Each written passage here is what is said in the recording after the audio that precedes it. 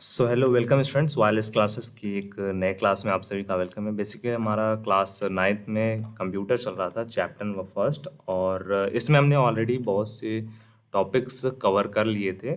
Like हमारे जो topics हैं, कंप्यूटर क्या है उसका इंट्रोडक्शन पार्ट, कंप्यूटर के विशेष क्वालिटीज़ क्या क्या हैं, क्या लिमिटेशंस हैं, कंप्यूटर एंड मानव का जो मस्तिष्क होता है उसमें क्या क्या डिफरेंस होता है, कंप्यूटर एंड कैलकुलेटर में क्या डिफरेंस होता है, कंप्यूटर एंड टाइपराइटर में क्या डिफरेंस होता है, एंड कंप्यूटर सिस्टम हमने देखा था किसे बोलते हैं, कितने टाइप्स का होता है। ठीक है, कंप्यूटर वर्क कैसे करता है उसको भी हमने देखा था अच्छी प्रकार से विथ एग्जांपल।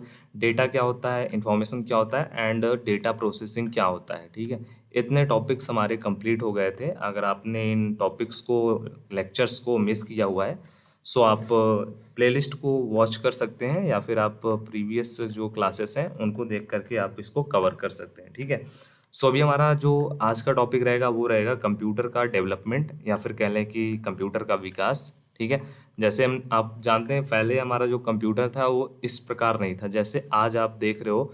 कंप्यूटर लैपटॉप किस प्रकार आपको मिलते हैं, एकदम जो कि स्मार्ट्स हैं, वर्क करते हैं, इजी टू वर्क हैं। ठीक है, साइज़ में आपके छोटे हैं, कैपेबल हैं, उसको हम लोग कहीं पर भी ले जा सकते हैं, लेके आ सकते हैं, बट पहले ऐसा नहीं था। तो इन सब चीज़ों को हमको पढ़ना है जनरेशन वाइज। ठीक है, मतलब किस साल में किस प्रकार के कंप्यूटर को निर्माण किया गया। ठीक है, तो पहली पीढ़ी के कंप्यूटर, या फिर इंग्लिश में हम लोग इसको कहें फर्स्ट जनरेशन कंप्यूटर, जो हमारा 1946 से 1959 तक चला था। ठीक है, जो हमारा फर्स्ट जनरेशन ऑफ कंप्यूटर का था वो 1946 से सन 1959 तक चला था। ये कंप्यूटर आकार में बड़े होते थे और अधिक ऊर्जा खपत करने वाले थे। ठीक है, बेसिकली ये जो हमारे कंप्यूटर होते थे वो, इनका जो आकार था वो बहुत ही ज़्यादा था। ठीक है, एंड ये बहुत ज़्यादा इलेक्ट्रिसिटी कंज्यूम करते थे।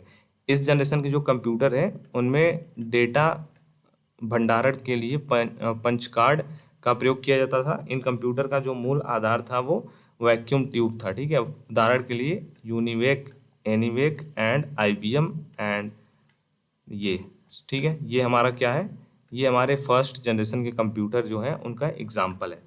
फिर आता है हमारा, स्टार्ट होता है सेकेंड जनरेशन कंप्यूटर, या फिर कह लें इसको द्वितीय पीढ़ी के कंप्यूटर। सो जो हमारा सेकेंड जनरेशन स्टार्ट हुआ वो 1959 से, और ये एंड हुआ 1965 तक। ठीक है, मतलब जो हमारा सेकेंड जनरेशन का कंप्यूटर है वो 1959 से स्टार्ट हुआ था एंड 1965 तक ये चला था।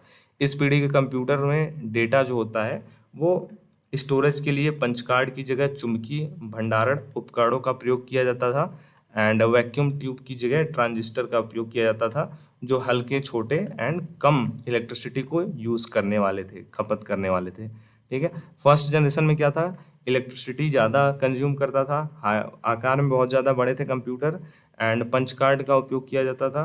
ठीक है, एंड वैक्यूम ट्यूब। ठीक है, ये सब चीज़ें थी। बट जो हमारा सेकेंड जनरेशन आया है उसमें क्या था, उसमें हमारा विद्युत की खपत जो है वो कम कर दी गई थी। ठीक है, और उसके जगह क्या हुआ, हमारा जो हमारा वैक्यूम ट्यूब था उसकी जगह पे ट्रांजिस्टर का प्रयोग किया जाने लगा। उसके बाद आता है हमारा थर्ड जनरेशन कंप्यूटर, या फिर कह लें हिंदी में तीसरी पीढ़ी का कंप्यूटर। ये जो हमारा जनरेशन था ये 1965 से 1975 तक चला था। ठीक है, इस पीढ़ी के कंप्यूटर जो है वो कम खर्चीले तथा तीव्र गति वाले थे। ठीक है, जो हमारे थर्ड जनरेशन के कंप्यूटर थे वो कम खर्चीले थे और इनकी जो स्पीड थी वो अच्छी थी, हाई स्पीड थी। 1965 में डीईसी, डिजिटल इक्विपमेंट कॉरपोरेशन द्वारा, ठीक है, प्रणव व्यावसायिक मिनी कंप्यूटर पीडीपी 8 का विकास किया गया। इस पीढ़ी के कंप्यूटर में इंटीग्रेटेड सर्किट का उपयोग किया गया है। ठीक है, आईसी आईसी का उपयोग किया गया थर्ड जनरेशन के कंप्यूटर में।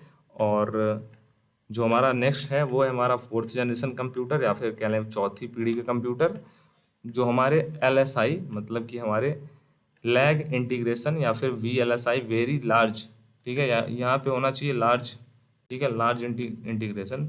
कुछ यहाँ पे प्रिंट के मिसिंग हुए हैं जिसकी वजह से थोड़ा बहुत आपको इश्यूज देखने को मिल रहे हैं, बट जो करेक्ट होगा वो यही होगा हमारा एलएसआई, मतलब लार्ज। ठीक है, लार्ज इंटीग्रेशन और लार्ज स्केल इंटीग्रेशन, और वीएलएसआई मतलब very large scale integration chip. ठीक है, माइक्रो प्रोसेसर के विकास, कंप्यूटर के आकार में कमी और इसकी क्षमता में वृद्धि हुई।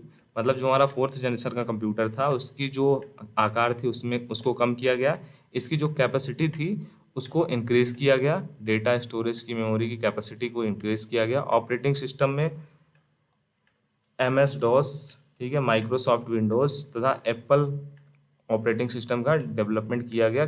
कब किया गया? इन फोर्थ जनरेशन के कंप्यूटर में, ठीक है। फिर आता है हमारा स्टार्ट होता है fifth generation computer. Fifth generation जो हमारा कंप्यूटर है वो 1989 से अब तक प्रेजेंट टाइम में जो चल रहा है वो फिफ्थ जनरेशन का ही कंप्यूटर है।